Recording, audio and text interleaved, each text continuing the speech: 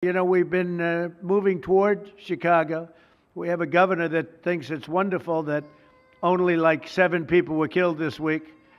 But we are moving toward doing, and we're going to, if crime gets, it's horrible what's happening in Chicago.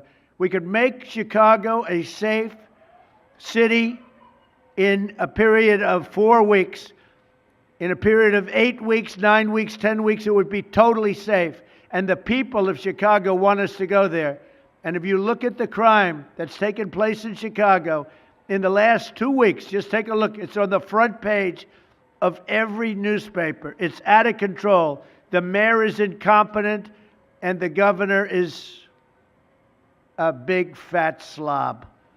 He ought to invite us in, say, please make Chicago safe. We're going to lose a great city if we don't do it quickly. Make Chicago, we'll do the same thing as we did in D.C., the same thing as we did everywhere we've gone.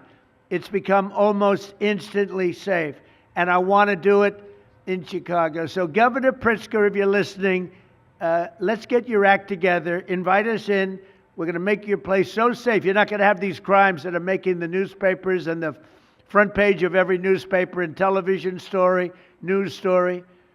We'll make Chicago a safe place very quickly.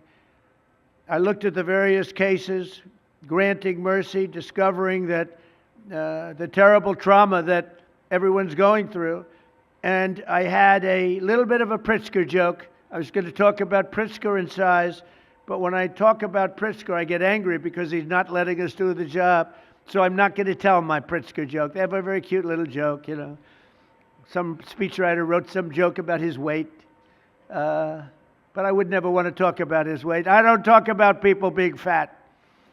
I refuse to talk about the fact that he's a fat slob. I don't mention it. On a more serious note, as we gather around the dinner table, I'd like to lose a few pounds too, by the way.